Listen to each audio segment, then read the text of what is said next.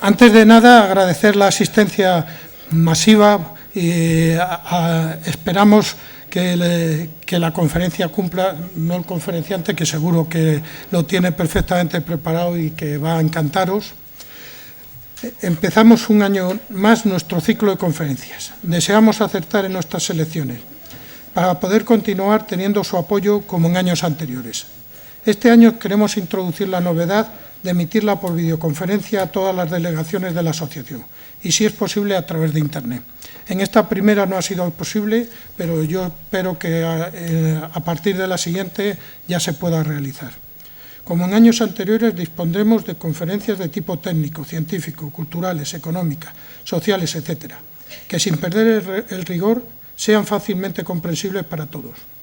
En esta ocasión, Pedro Oñorbe de Torre, ingeniero industrial de la Escuela de Madrid, con especialidad de química, que participa y es amigo de todos porque está estrechamente ligado al colegio y a la asociación dentro de las comisiones de medio ambiente y de energía. Se ha dedicado su vida al medio ambiente y a la energía, y más concretamente al tratamiento de residuos sólidos urbanos y a la depuración de aguas. Ha sido pionero en tratamientos de residuos urbanos de tecnologías de bajo coste, desde su puesto en la Dirección General de Medio Ambiente de Ateinsa, empresa del INI, y ha colaborado con la Dirección General de Medio Ambiente del Ministerio en los tiempos en que lo dirigía nuestra compañera María Teresa Esteban Bolea. Ha sido asesor de los desarrollos de tratamiento mancomunados para las Diputaciones de Córdoba y Ciudad Real, y ha dado numerosas conferencias sobre el tema, tanto en España como en el exterior.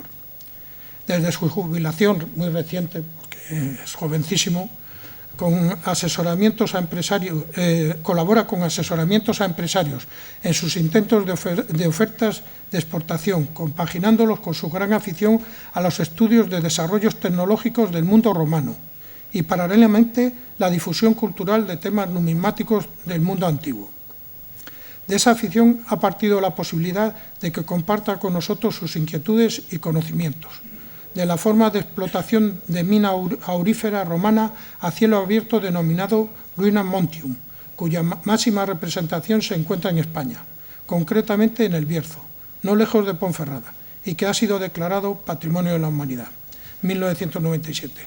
Yo soy de un sitio próximo, sé que muchos también seréis, es una ingeniería muy singular, con gran espectacularidad, que creo que voy a aprender muchísimo, y además se lo he mostrado la inquietud que tengo, tanto en ver cómo funcionaba esa mina, cómo producía y cuánto producía, si es posible.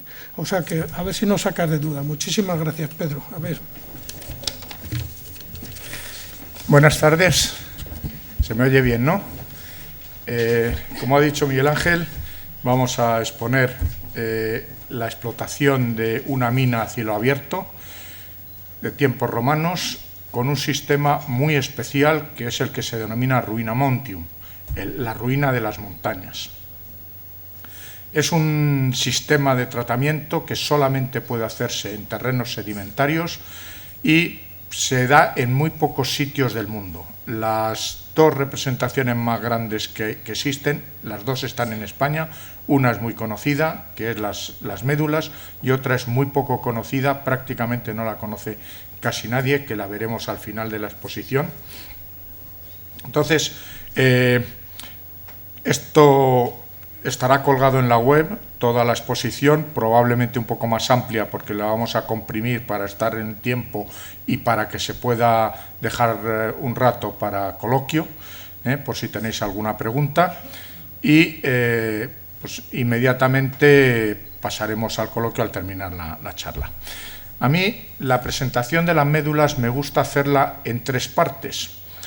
Una primera parte que es por qué se utilizaba el oro, por qué se utilizan los metales pesados. Una segunda parte que es la utilización especialmente de la plata y del oro para la circulación monetaria y su expansión con la expansión del Imperio Romano. Y una tercera fase que es el caso particular de las médulas con toda la ingeniería que llevan aparejada una monstruosidad como ha sido esta explotación. pensaba hacer bastante amplio el tema técnico de la tercera fase, pero también me han convencido que el tema político-económico también era bastante interesante, el que da lugar a que esta explotación se pueda hacer, y vamos a dividirla un poco entre la segunda y la tercera fase. La parte de por qué se utilizan los metales pesados, el oro y la plata especialmente, son metales que son muy escasos, son muy vistosos, son fáciles de trabajar, de hecho sueldan por golpeo, y son capaces de trabajarse hasta filamento. Tienen las características, además, de que no se oxidan, con lo cual su durabilidad es muy grande, y eso las ha hecho muy apreciadas para tanto orfebrería como para el tema monedas. Pasamos ya a la circulación monetaria. El tema del trueque en el comercio viene de tiempo inmemorial, te cambio tus corderos por mi trigo, y ya en las primeras civilizaciones, tanto en la china como en la egipcia como en la de Mesopotamia, aparecen ya unas formas de pago que no son trueque directo, pero realmente son muy esporádicas. Son cartas de pago refrendadas por el rey o por el faraón o por la persona principal de la zona, pero realmente el comienzo de la circulación monetaria, del trueque con moneda, empieza en la época griega. Estamos hablando del siglo IV, entre el IV y el V antes de Cristo. Se utiliza básicamente como metal la plata por su durabilidad. Son las clásicas dracmas y tetradracmas griegas. En su gran expansión comercial, tanto los griegos como los fenicios expanden esta cultura hasta todo el Mediterráneo entero. No son pueblos de conquista, son pueblos de comercio. En su expansión aparece unas zonas de cierta gran importancia de dispersión. Concretamente la Fenicia es Cartago, en el norte de África, en lo que hoy es Túnez, que establece el comercio en toda la zona occidental del Mediterráneo.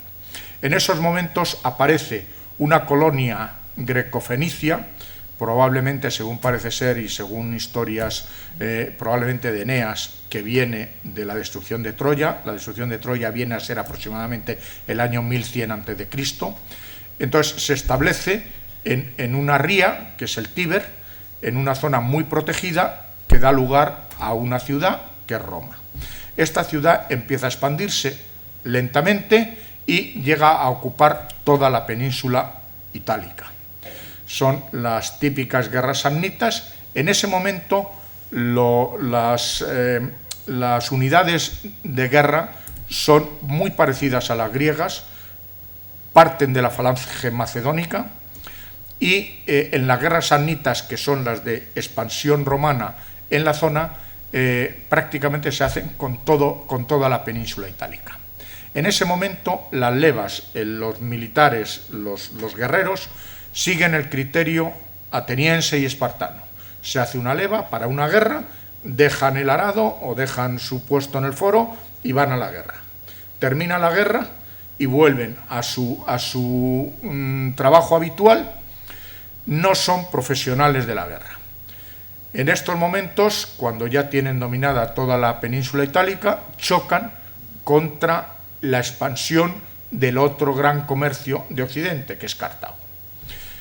Inmediatamente chocan, evidentemente, y aparece lo que es la primera guerra púnica, que es la guerra por el dominio de Sicilia. En ese momento ya empiezan a estar las guerras relativamente separadas del núcleo central, con lo cual ya empieza a que tiene que ser un ejército profesional o semiprofesional.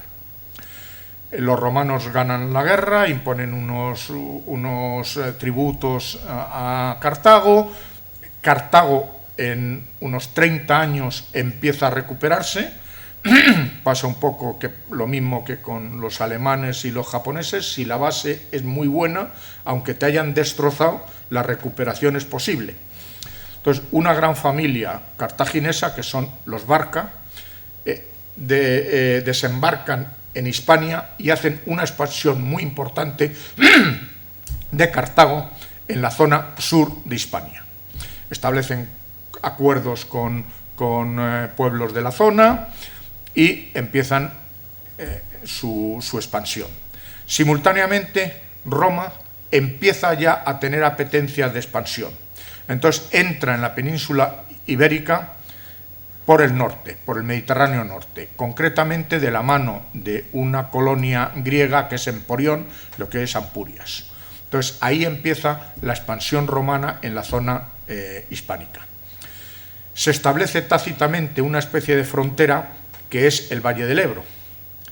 Inmediatamente los romanos nunca quieren una guerra de agresión, pero se buscan mil excusas para hacer una guerra defensiva.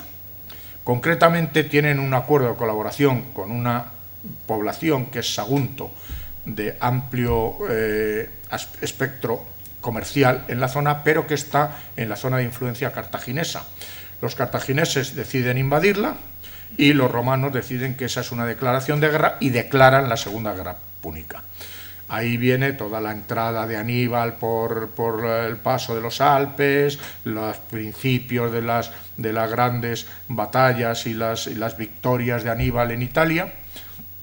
A partir de un determinado momento, los romanos deciden no plantar batalla a Aníbal. Y entonces una gran familia también italiana, romana, que son los Escipiones, trasladan la guerra a Hispania para cortarles la línea de suministro. El hermano de Aníbal, Asdrúbal, intenta llevarle refuerzos a Aníbal, pero es derrotado a la salida de los Alpes en la zona norte de Italia, es derrotado y muerto. El otro hermano, Magón, que ha quedado en Hispania, con menos fuerzas, es también derrotado y tiene que refugiarse en las Islas Baleares. Ese es el final del esfuerzo cartaginés en Hispania. Simultáneamente, Escipión, que ya se le empieza a llamar el africano, decide llevar la guerra al propio Cartago a África, con lo cual Cartago tiene que llamar a su general Aníbal para que venga a proteger la ciudad. Viene el desastre de Zama y acaba la Segunda Guerra Púnica. En este momento ya los romanos están convencidos de que el ejército tiene que ser absolutamente profesional. Y entonces tiene unos pagos, esos pagos van a dar lugar a la gran circulación monetaria de plata y oro. Y esas van a ser las razones de que Roma necesite imperiosamente minas en todos los sitios que pueda. Bueno, ya sabéis que luego viene la Tercera Guerra Púnica, que ya es el final de Cartago y tal, pero ya estamos en una plena expansión de Roma dentro de Hispania. Entonces, hemos hablado un poquito del oro y hemos hablado un poco de las razones que llevan a intentar explotar minas, lo mismo de oro que de plata. En España los romanos tuvieron también otra serie de minas, algunas de ellas muy interesantes de estudiar, como es el caso del lápiz specularis de Cuenca y de Toledo, que es lo que utilizaban los romanos para cristales, para hacer los cristales. Los romanos se encuentran en el noroeste español una zona con cerca de 250 explotaciones mineras auríferas, muchas de ellas por el sistema de bateo, porque los ríos han pasado por zonas auríferas, sobre todo cuarzo aurífero, y han arrastrado pequeñas partículas, y utilizan el sistema de bateo para conseguir esa. Y esto es lo que encuentran los romanos en el noroeste. La invasión la entrada romana cada vez es más extensa, van haciéndose cada vez más con los pueblos hispánicos, y utilizan un sistema que, vamos, los romanos han normalmente triunfado por 3 razones básicas, que es su constancia, su disciplina y su sentido de grupo. Es lo que realmente ha hecho fuerte a los romanos y les ha enseñado a crear las legiones. Las legiones llevan también ese mismo criterio. Y luego, como expansión, tienen el sentido de imperio, que lo traduciríamos aquí como la Pax Romana. Yo te gano, yo te venzo, si te has portado aceptablemente bien, veremos a ver si podemos pactar y te puedo involucrar en mi propio imperio, y si te has portado mal, te destruyo, tipo Cartago o tipo Numancia. Entonces, en estos momentos ya tenemos una gran expansión. Han dividido Hispania en 2 zonas. La citerior, que es la más cercana a Roma, y la ulterior, que es el sur de España. La norte, la citerior, su capital es Tarragona. Entonces, en estos momentos empieza a haber una gran necesidad económica para las legiones romanas, para el pago de las legiones romanas. Y ese encuentro de oro en la zona noroeste a los romanos les llama mucho la atención. De hecho, durante el periodo romano llegaron a haber hasta cerca de 500 minas de oro en la zona del noroeste español. Dentro de estos sistemas de tratamientos para conseguir el oro hay 2 sistemas básicos de trabajo. Uno es la mina, que sigue una veta, y luego hay las zonas sedimentarias que han tenido arrastres de ríos que han llevado residuos auríferos a zonas sedimentarias donde la veta no existe, pero en cambio hay una dispersión de cantidad de oro en la zona. Si la zona es muy superficial, se puede arar y con agua arrastrarlo y llevarlo a sistema batea. Si la zona es profunda, como el caso de las médulas, que tiene 150 metros de profundidad de cota sedimentaria, eso es absolutamente imposible. Entonces los romanos desarrollan un sistema único en el mundo, que es el ruina montio, la ruina de las montañas.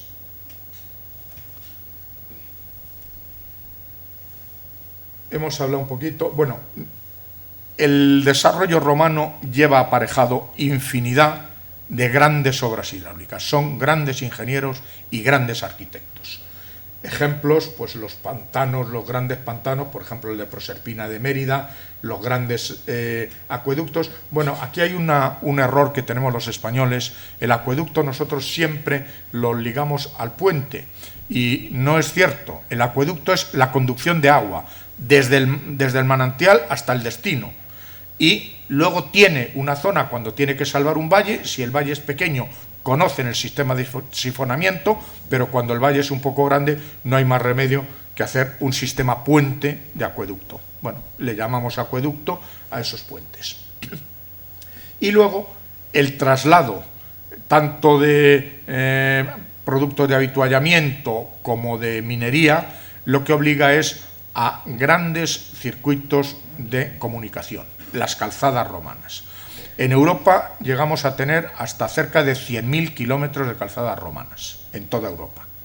En España, las 4 grandes comunicaciones son la Vía Augusta, que es la que va por el Mediterráneo, lo que hoy llamamos Ruta de la Plata, que es la que une Emérita Augusta con Astúrica Augusta, y la zona norte, que es la que une Astúrica Augusta con César Augusta hasta Tarraco, y luego engancha con la Augusta para llegar hasta Roma. Y luego, alrededor de Astúrica Augusta, hay unos ramales que comunican con Brácara Augusta y con Lucus Augusti. Son las grandes comunicaciones de la zona noroeste. Grandes urbes que han montado los romanos. Estamos ya llegando a la época de Augusto. El ejército ya ha sido modificado en las épocas de las guerras civiles entre Mario y Sila, que son 2 grandes generales que se enfrentan entre ellos. Ahí ya se profesionaliza el ejército totalmente. Y de eso ya lo hereda Julio César, y posteriormente Augusto.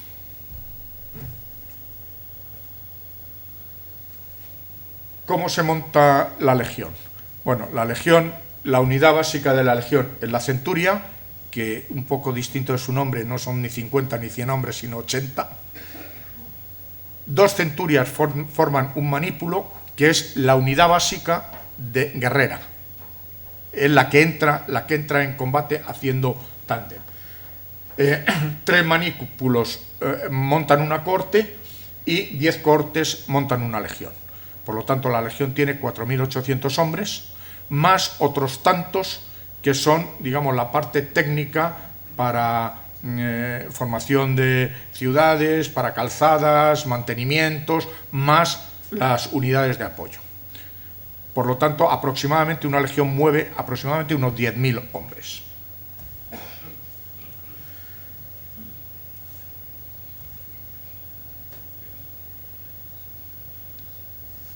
Pasaremos ahora, me voy a saltar esto y voy a ir a la formación de las legiones. La legión se forma como está aquí visto, su armamento es básicamente el escudo, que como veis es un escudo atacante, no es un escudo defensivo, es un escudo alargado, abombado, que cubre muy bien al hombre, es capaz de ajustarse muy bien con el del siguiente y muy fácil de ajustarse en horizontal, con lo cual pueden montar los sistemas acorazados, típicos el testudo, la tortuga, típica de las legiones romanas.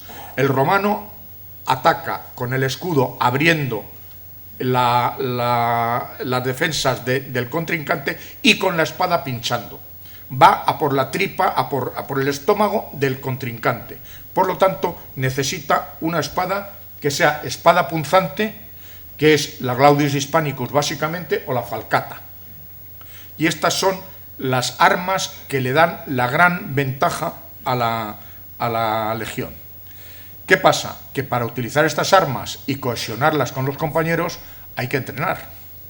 Entonces, a partir de Julio César, el ejército es profesional, tiene que apuntarse por mínimo 20 años, no se puede casar durante todo ese periodo y tiene que entrenar del orden de 12 horas diarias, con una carga de peso de aproximadamente unos 30 kilos de peso.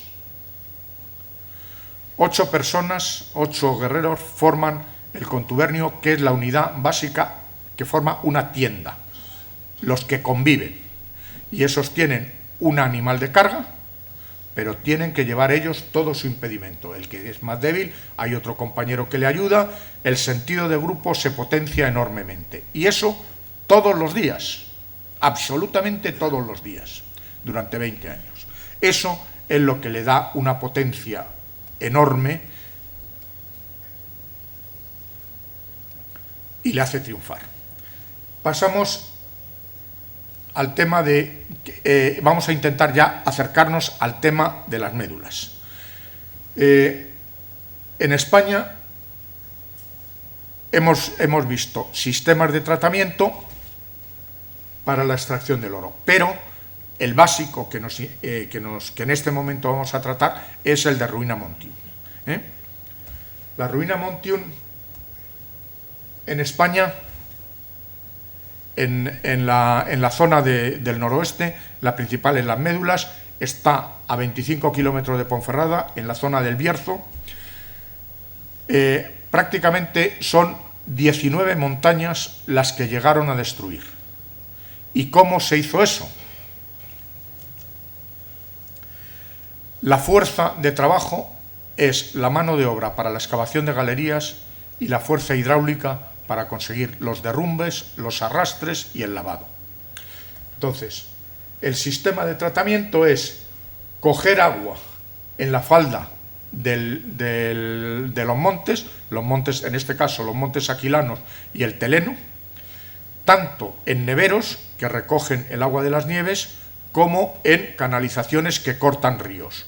De hecho, las Médulas es la primera vez que hay un trasvase de agua de una cuenca hidráulica a otra cuenca. En el norte del monte Teleno llegan a cambiarse determinados arroyos que vertían hacia el Duero, se les cambia el curso y vierten hacia el Sil, para irlo acercando a la zona de las médulas. El siguiente paso, una vez conseguido las canalizaciones de recogida, es los canales de aportación hacia tanques de almacenamiento. Tienen 400 kilómetros, que son muchos kilómetros de canalizaciones de agua, y 8 estanques, de los cuales prácticamente no quedan visibles más que 2 en estos momentos.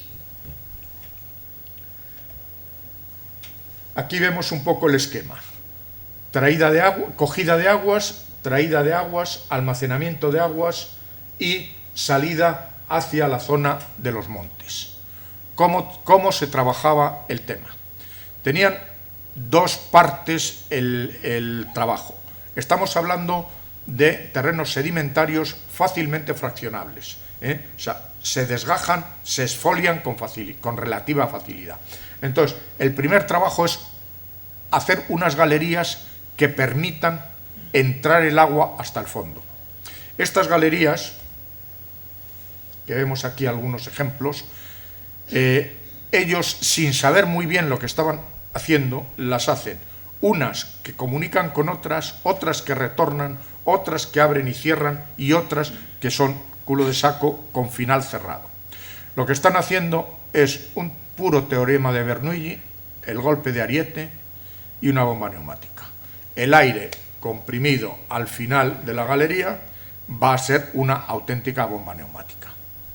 Entonces, lo primero que hacen es dejar fluir a través de las galerías una cantidad de agua no brutal, no buscan golpe de ariete, para humectar la zona, de tal manera que pueda resbalar con facilidad unas capas sobre otras. Una vez que tienen humectado, que son 3 o 4 días de trabajo con agua, lo que se hace es soltar grandes cantidades de agua y buscar, eso sí, el golpe de ariete. Entonces, esos golpes son los que son capaces de romper los gajos de montaña. Así llegan a ser 19 montañas. Luego, cuando hablemos de las cifras, hablaremos de 200 millones de metros cúbicos de movimiento de tierras. Es el mayor movimiento de tierra de la historia. Con esto no quiero decir que yo me sienta especialmente orgulloso de que en España tengamos el mayor movimiento de tierra de la historia, porque la Tierra lleva 2000 años tratando de regenerar esa cicatriz. Le quedan otros 3000 o 4000 más para terminar, pero la Tierra se defiende. ¿Cómo se hacían las galerías? Las galerías se hacen puramente con mano de obra, no hay otra manera. Entonces,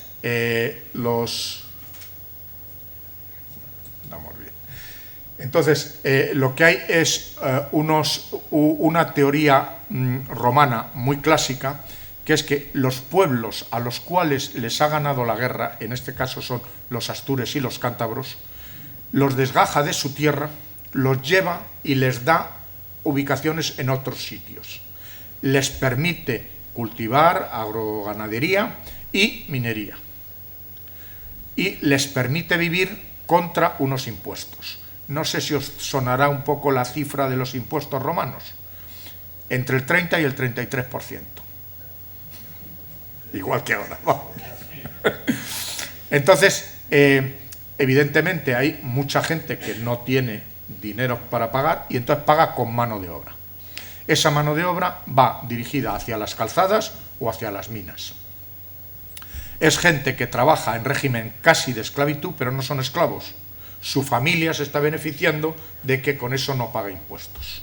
Entonces, digamos que no son esclavos, pero no son libres. Las galerías van siendo el comienzo muy grande, muy amplio, luego se va estrechando a medida que va entrando más al interior, hasta que prácticamente el hombre no puede entrar de pie, tiene que entrar arrastrado.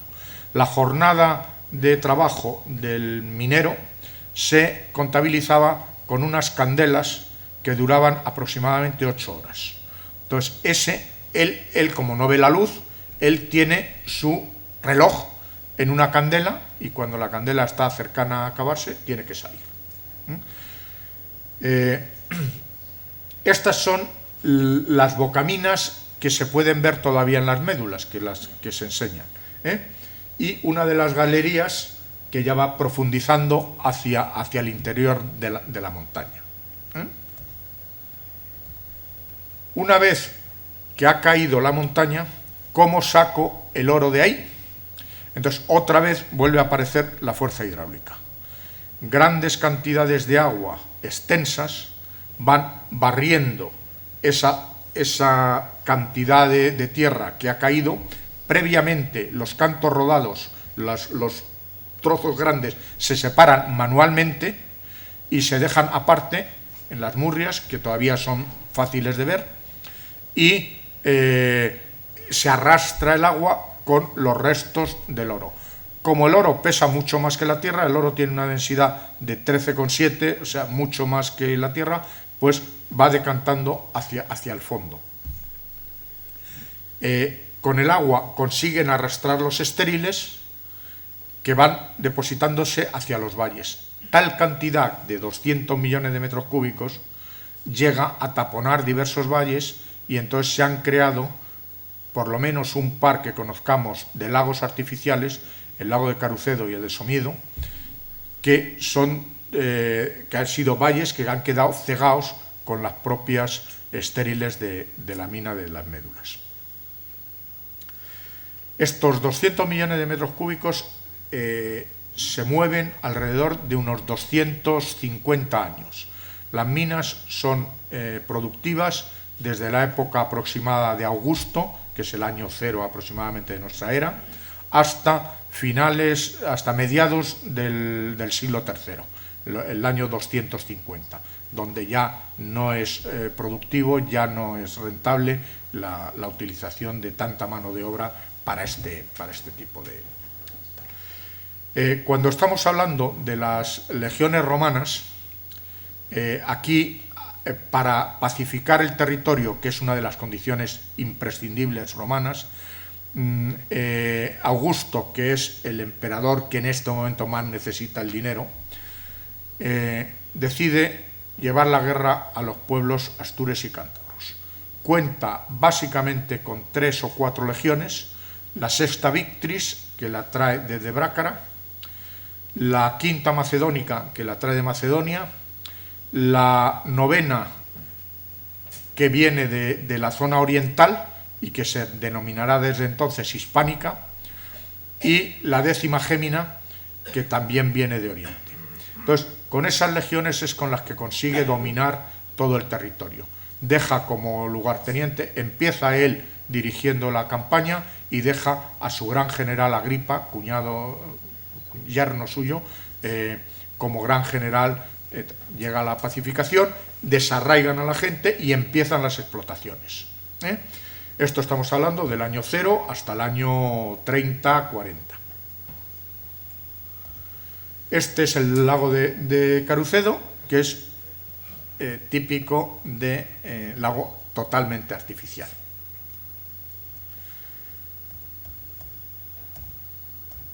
Vamos a ver, llegamos... Ahí va, ¿qué le ha pasado a esto, tú? Bueno, lo haré de palabra. Las legiones romanas son pagadas con plata básicamente y cobre. El oro no se reserva para las legiones, las minas de oro son un patrimonio del emperador, son del emperador en ese momento. Entonces, el oro tiene que ir íntegro a Roma. Se establecen grandes comunicaciones y tal. Acordaros siempre que los romanos, para llevar el control de todo esto, otro de los pilares romanos es la burocracia.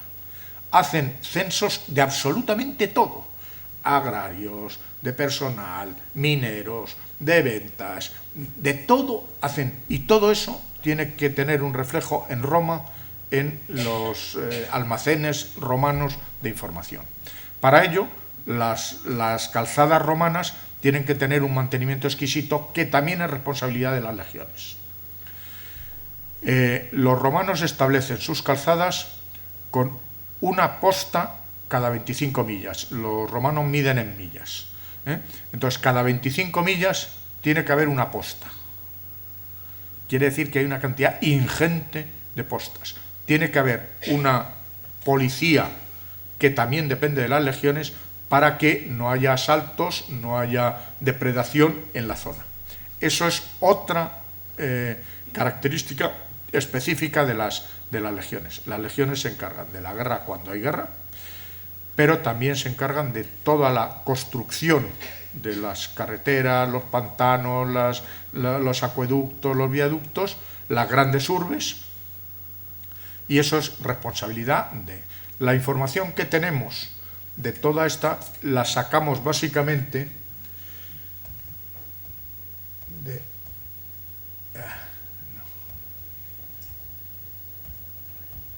A ver, tenía por aquí... Bueno.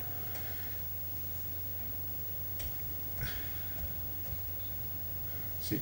Básicamente tenemos 3 o 4 fuentes de información. Una gran fuente de información es la de Plinio el Viejo. Plinio el Viejo hace unos libros de historia natural que son 23 tomos, en los cuales va describiendo cómo se van haciendo todos los temas agrícolas, mineros. De hecho, tiene un tomo, medio tomo reservado casi exclusivamente a las médulas. Explica muchos otros temas mineros y tal. Es un procurador de la zona tarraconense que ha estado destinado en Astúrica durante bastante tiempo. Otro gran fuente de información son los 12 tomos del Tratado de Arquitectura de Vitruvio. Vitruvio es el gran arquitecto de Augusto, es el que establece los criterios para hacer los campamentos, cómo se deben hacer los campamentos, establece criterios de sustentación de los grandes arcos, tanto para acueductos como para puentes romanos. Y luego Estrabón tiene unas descripciones más de tipo filosófico, más cuento. Historias también tienen Floro y Osorio, y luego se ha encontrado un edicto en la zona de Bembibre, que es el edicto de Augusto, que explica cómo se va a dirigir la zona dominada por esas legiones ahí en la zona astúrica.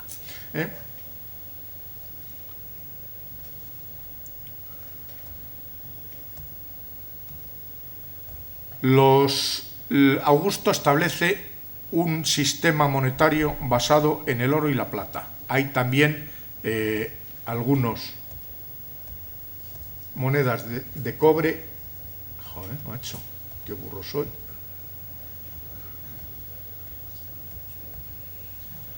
Existen monedas de cobre.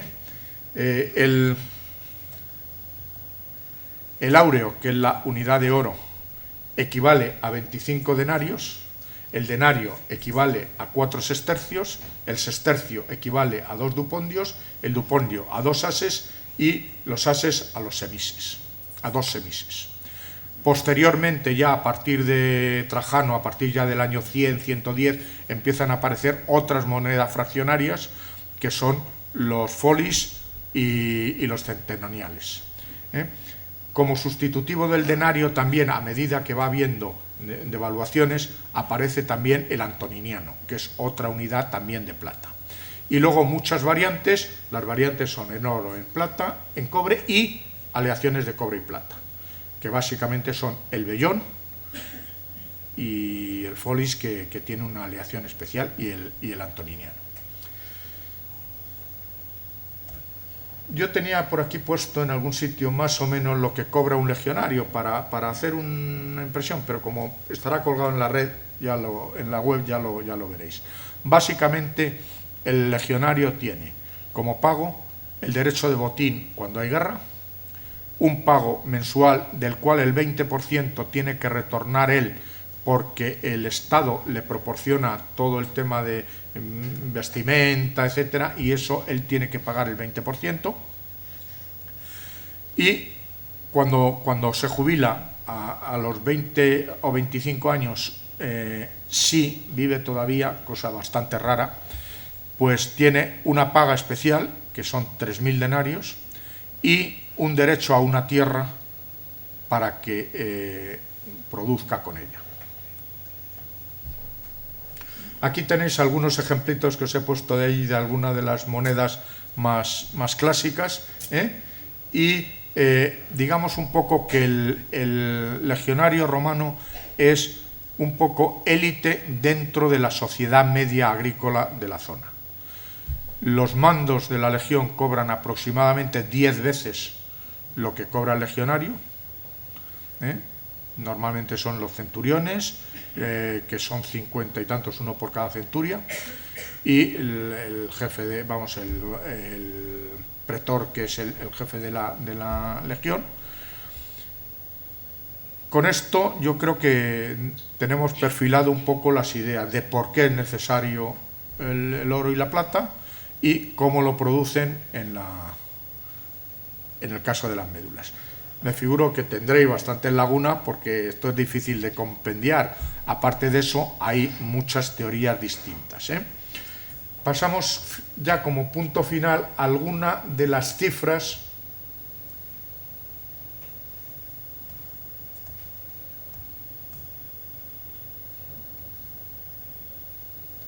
de las médulas. Hemos dicho que aproximadamente son aproximadamente unos 200 millones de metros cúbicos lo que hay. Yo me baso en la teoría de dos compañeros nuestros, ingenieros de caminos, José Vélez y el otro compañero no me acuerdo, que lo que han hecho ha sido, con los sistemas que tenemos actualmente de estudio de carreteras, pues reconfigurar las montañas como debían ser en sus inicios, y por resta de lo que queda ahora es por lo que sacan lo que se ha derruido. Hay otros criterios que lo que parten es de los estériles que se pueden encontrar ahora y decir que eso es el resultado de lo derruido. A mí me convence más la teoría de José Vélez, pero bueno, es muy discutible. Y luego, para intentar buscar la rentabilidad de la operación, si la hacemos técnicamente no sale rentable, ya lo aseguro, pero bueno, se le da una carga de oro al... espera un momento. Se le da una carga de oro, una riqueza a la explotación que se supone que andaría entre 20 y 300 miligramos por metro cúbico. Si eso es así, y teniendo en cuenta aproximadamente unos 130 millones de metros cúbicos, cifras un poco medias entre unos y otros, y tal, nos daría una producción aproximada de unas 512 kilos año, media tonelada de oro, que va a Roma. Evidentemente, media tonelada parece poco para la cantidad de esfuerzo que se está haciendo.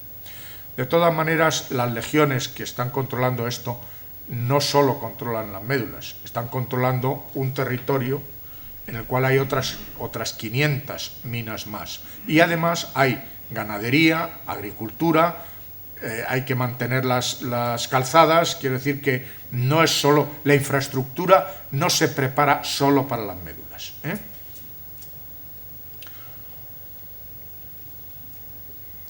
Yo creo que ya hemos dado un esquema bastante general y prácticamente pues nos hemos comido ya los 3/4 de hora. Si tenéis alguna pregunta o alguna cosa de esas...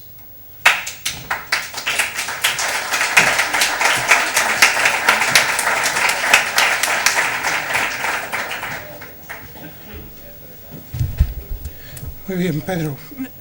Creo que las dudas pueden ser bastante, pero ya la Comisión Cultural del Colegio y de la Asociación están preparando una excursión para ir a las médulas, o sea que en un par de meses estará organizada para todos aquellos que quieran ir y verlo in situ.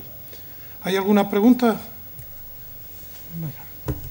Pedro, ¿se ha considerado la posibilidad de reexplotar las escombreras con métodos modernos para obtener el oro que se había perdido los romanos?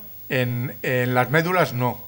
En estos momentos hay dos empresas que están haciendo estudios en el SIL, pero no van dirigidos hacia las médulas. Las médulas, las cantidades de que son ínfimas.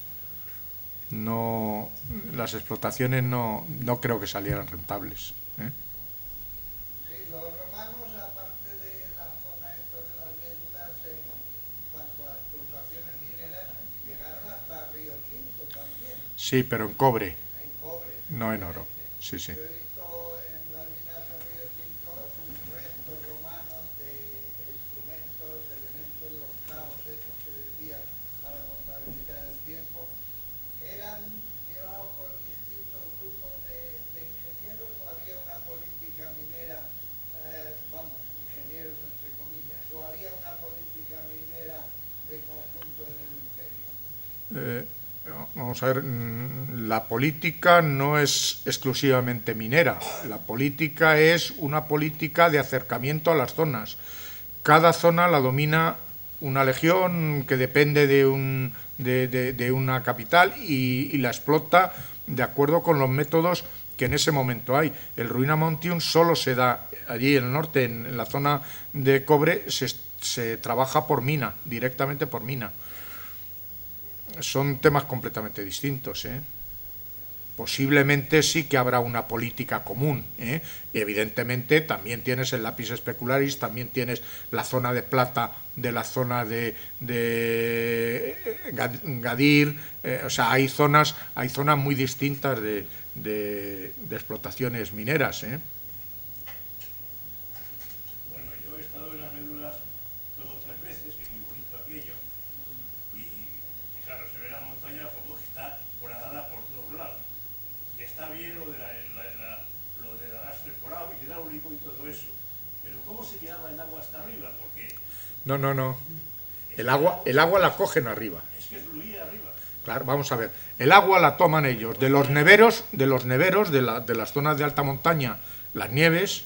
Ten en cuenta que estamos hablando de 2000 metros de altura, y las médulas están a 1000, vamos, a 800. Entonces, lo que tienen son intercepciones de arroyos y neveros. Entonces, cogen todo el tema del agua de deshielo y todo el tema del agua de los manantiales y de la zona de allí, y la van conduciendo a través de 400 kilómetros de canales, la van llevando a 8 estanques de acumulación. Ese es el sistema.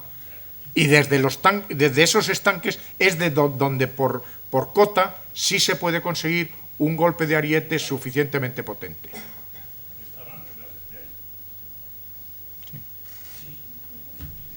Yo creo, habría un sistema de compuertas, ¿no? Para Sí, poner para las salidas de los estanques de almacenamiento van dirigidas hacia los distintos frentes de ataque, y eso está controlado por compuertas, efectivamente. No queda ninguna, de todo ese tema no queda ningún rastro, ¿eh? Son todo conjeturas. Antes ha mencionado que había en España dos sistemas de Hay otra. uno es las médulas, el otro ¿cuál es? La leitosa. La leitosa es aproximada, no la conoce nadie, ¿eh? O sea, no os preocupéis porque yo creo que ni los propios de León. La leitosa está como a 15 kilómetros de Villafranca del Bierzo. Está en la misma zona del Bierzo y viene a ser aproximadamente como un 20% del tamaño de las médulas. Sigue siendo una monstruosidad, pero vamos, no es lo de las médulas. Evidentemente, como el oro sigue siendo oroso, me imagino que, dado que no hay ninguna explotación más de oro en las médulas, lo que queda de las médulas, de las montañas que vienen las médulas, no hay ningún filón, ni hay nada. No, filones no ha habido nunca. No ha habido Nunca. Es sedimentario por arrastre. y ahora ya no queda nada porque si no seguirían buscando a alguien. De vez en cuando hay gente que va, o sea, el tema de bateo en España continúa, ¿eh? Hay mucha gente que igual que va a coger setas, va a batear, ¿eh? Y de hecho en la web, si te metes en la web, verás que hay montañas de gente y que te enseñan su vasito que lleva 20 años bateando y tiene un vasito así de pepitas de oro y está súper orgulloso de sus pepitas de oro. Lo que no es rentable economía, vamos, tiene que ser una afición loca. Sí, pero ¿cómo distinguían? Arrastraron parte de las montañas porque hay otra parte que ha quedado allí. Sí. ¿Cómo se las arreglaron para, digamos, arrastrar la zona buenamente productiva? No, ellos arrastraban lo que podían, no elegían zonas, ellos iban desgajando gajos.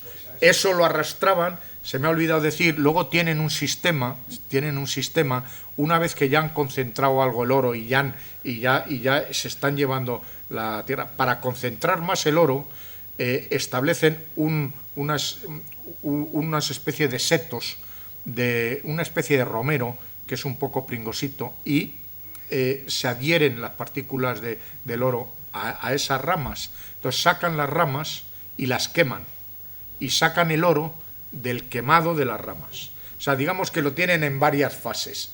Primero desgajan, luego arrastran, luego dejan de cantar para que se concentre el oro, luego simultáneamente meten las ramas y luego queman.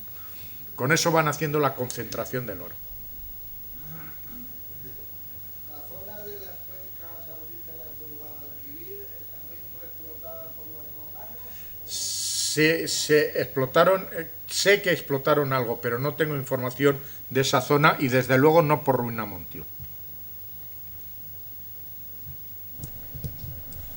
Yo me pregunto cómo es posible que los romanos, que eran gente muy inteligente, no se diera cuenta del bajo rendimiento que tenía todo aquello, que abandonaran la explotación mucho antes de cuando hicieron. No, Que tenían que llevar cuentas. no se busca rentabilidad. El romano hace las cosas y luego porque hay que hacerlas o porque le parece que hay que hacerlas. La explotación de las médulas es un tema absolutamente político, totalmente político. Augusto, cuando lo potencia, lo que necesita es que su efigie salga en las monedas, porque ya tiene mucho territorio y desde luego mucho más durante los 200 años siguientes. Tú imagínate, que es un símil que se hace algunas veces, tú imagínate que a la Coca-Cola le dices que puede poner su efigie en todas las monedas de toda Europa. No sé lo que pagaría la Coca-Cola por eso, pero eso no tiene valor, eso es pura propaganda. Y Roma tiene tres enormes manipuladores de la opinión pública, que son Julio César, Augusto y posteriormente Constantino. Son tres personas. Y Augusto lo que quiere es que su efigie empiece a aparecer en las monedas. Y entonces el precio del oro no cuenta. El coste de explotación no cuenta. Las legiones están haciendo otras cosas. La mano de obra la tienen allí, está pagada por impuestos, no tiene coste. Lo tienes que ver desde un punto de vista absolutamente político y de propaganda. No justificará nunca los precios. Un poco al hilo de lo que comentan ahora, yo soy de allí de la zona y hay estudios que conozco en donde se atribuye a las médulas una riqueza muy superior a la que... Sí. Incluso se habla, no sé, cosas que yo he leído, de que allí trabajaron al orden de 2 millones De personas. en el periodo de tiempo en que estuvo vigente la explotación. Aquella zona estaba muy controlada, como tú bien has dicho, por las legiones, pero sobre todo por la legión de 10, que tenía su centro entre León y Astorga, y ahí viene un poco el nombre de León. Sí. No, esa es la séptima. Bueno, luego hablamos de la séptima. Sí. Que yo he leído. Y entonces hay una extraña historia de que de tantos años de explotación se supone que la riqueza era muy superior. Sí. Y ahí se sacó oro a Manta. Lo de Amanta. Lo de Amanta. Hay algunos estudios. Sí.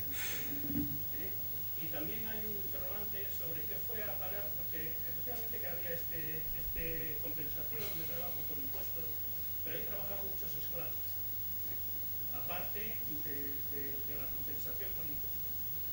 Y se han hecho muchos estudios arqueológicos, o hay quien dice que los ha hecho, porque yo conozco gente que ha hecho Sí, sí. estudios arqueológicos y nunca han encontrado ni un hueso de nadie Nada. de esa época. Allí no se enterraba, allí no se enterraba. Los enterramientos están en otras zonas. Yo te digo las experiencias que tengo yo. Aquí, cuando veáis la página web, yo también indico que en el extremo contrario, o sea, yo he dado las cifras mínimas de producción. En el extremo contrario está lo que dice Plinio el Viejo. Plinio el Viejo da unas cantidades casi 70 veces superiores a las que yo hablo. Enormes, muy grandes, muy grandes. Justificarían... Que justamente dicen que la sacaban desde allí por Braga, por Oporto, ¿no? Por la zona de... Sí, Porque hay una comunicación ahí. sí. O había. Es las médulas teóricamente, bueno, antes hemos hablado de las legiones que han participado en la guerra, la sexta, la décima, la quinta y tal, pero la que luego mantiene la paz en el territorio es la Legio Sétima. Lo que pasa es que en aquella época no estaba todavía formada la Legio Sétima, en la época de Augusto. La Legio Sétima es Legio Sétima galviana, la forma galba en su intento de destronar a Nerón. Cuando a Nerón lo matan los pretorianos, entonces Galba acude rápidamente con la Legio Sétima, galviana. Ese año es un año de tremendas convulsiones, se llama el año de los 4 emperadores, porque está Galba, Otón, Vitelio y finalmente el triunfo de Vespasiano. Entonces, todo lo que roza el nombre de Galba, Otón o Vitelio es nefasto. Entonces, Vespasiano le cambia el nombre a la sétima y la llama la sétima Gémina. Y la mezcla con la décima Gémina, que está casi destruida.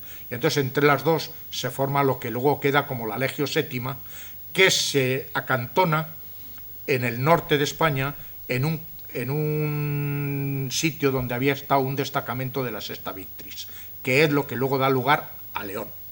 Y Legio, que es el nombre romano, pero eso ha empezado después, eso ha empezado en época de Vespasiano, que es más o menos el año 70-75.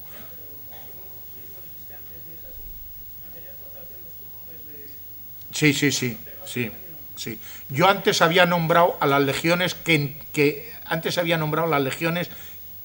entraron en conflicto, que entraron en batalla. Pero luego, efectivamente, la Legio Sétima es la que establece la paz y es una legión dentro de los romanos que casi no se mueve de su zona. Muy pocas veces aparece, Trajano la lleva hacia la zona de Germania, pero está casi siempre controlando esa zona. Sí. Pues a lo mejor es la sétima, sí. Pero hay estudios de gente, arqueólogos y tal. Hay un libro de un sacerdote, Augusto Quintana, que habla mucho del tema este de las médulas. No sé si el libro existe hoy, se puede encontrar. Sí. Antiguo, los años 60 o 65. Y un poco por ahí la teoría venía de que había una legión de control, digamos que de alguna manera controlaba el Bierzo, ni siquiera dejaban pasar a la gente. O sea, era una zona controlada por su gran riqueza. Fundamentalmente las médulas, la leitosa, como tú dices, que era izquierda, yo la conozco bien, también la leitosa. Y bueno, ahí había una riqueza grande en oro que se supone muy superior a esto. Y además hay, digamos, otros minerales que ellos explotaban. Sí, también. Lo cual representa también una intriga, un intrigante de cómo lo hicieron, porque esos mismos canales que tú dices para traer el agua a almacenarla, para después hacerla conducir por las galerías, tú hablas de 400 kilómetros seguramente o a lo mejor es más. Hay canales que yo he incluso visto pues tienen 50 kilómetros de largo o hasta... Hay uno de 100. Hay uno de 100. Desde lo que es la vertiente de los montes y la misma construcción de eso, tú sabes que esa zona, pues hay esa zona sedimentaria de las médulas, pero hay una zona muy rica en mineral de hierro, y muchos de esos canales están hechos en hierro puro, en montañas que son de magnetita. O sea que el solo exportar lograr eso, el hacer eso, es que es la leche. O sea, no es una obra así que se pueda hacer con un pico y una pala, ¿sabes? O sea, es increíble eso. Es patrimonio de la humanidad, quiero decir que por algo la han nombrado patrimonio de la humanidad. Pero es que eso no es una tierra arcillosa, es que No. es una roca más dura que ni veas tú. No, la zona norte no es sedimentaria, la zona de captación no es sedimentaria. Que las zonas sedimentarias son las de abajo. Arriba hay zonas graníticas. ¿Qué quieres? ¿El qué? Sí, sí. Sí. Ah, no, claro. No. Yo parto de la base de que estamos en una charla divulgativa en la cual expresas un poco opiniones de gente que vas leyendo de muchos sitios distintos. Pero es que si te vas a uno o te vas a otro, yo tengo a lo mejor 10 o 12 fuentes de información distintas, y si te vas de una a otra, pues las diferencias son multiplicar de 1 a 30. Sí, pero por ejemplo, como decía antes, los dueños romanos eran tontos. Efectivamente que dices, este es un tema político de la imagen, la efigie del Augusto, de no sé quién, está bien. Pero es que hay un trabajo descomunal para hacer eso. Pues sí. O sea que...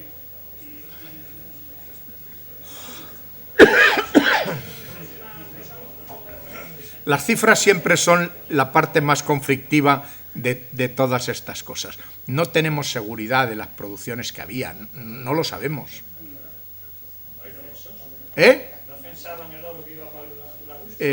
Hay unos censos hechos, pero realmente las cifras no cuadran. Vamos, las que yo conozco de los censos que yo conozco de los cuestores, porque se nombra un cuestor de la zona astúrica. Yo las cifras que tengo son ridículas, ni siquiera las he contemplado. Falta información. Ese era un tema de interés militar, fundamentalmente. Entonces, estaba controlado por el ejército y lo que hay allá, no sé si se... En la cifra veréis también un poco cuando veáis la página web, en la cifra de las personas que hay, también la diversidad es muy grande. Hay gente que en el extremo que habla de hasta 100.000 personas trabajando en las médulas. Yo más me inclino hacia la cifra de las 7.000, trabajando al mismo tiempo, en el mismo momento, entre 7.000 y 20.000. Sí, pero hay que ver lo que es en esa época que están trabajando 100.000 tíos ahí en una explotación. Si 20.000 ya es una burrada, 20.000 es terrible.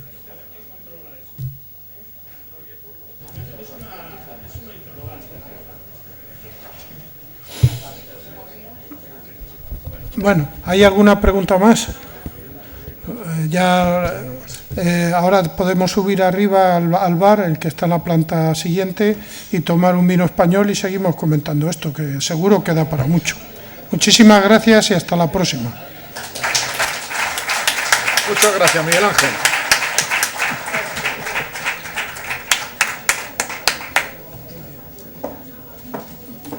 Yo lo he entendido. ¡Uy! No me digas, anda. Bueno, esto luego no lo pasa Esto por mail. lo pasó, lo tiene Javier, Bueno, pero sí, Me lo mandé. no la pasa y... Mi mujer es leonesa. Bueno, leonesa. Leonesa de A mis obras porque pero que yo soy de Villafranca Abierta. Te traigo una enhorabuena muy profunda de parte de José Miguel Marañón. Que me ha mandado un correo y me ha dicho, siento que no esté en Madrid para ir a verlo, pero no sé cómo te ha debido de captar esta, y dice, lo he leído. Es que él vino por unos temas de numismática y filatelia, que estábamos pensando en hacer un grupo y tal, y él estaba empujando desde allí de Bilbao, y siempre que viene aquí siempre me llama, y nos escribimos mucho, Mariel. Perdona, ¿tú de dónde eres? Yo nacido soy de Castellón y de vida de Madrid, pero mi mujer es de... ¿Nunca hablaste con el profesor? Muchas gracias, me alegro de verte. No, el Ponferrada no, estaba alguna vez con... de la Academia de Restauración. Pues oye, me alegro, la tendréis en la página web.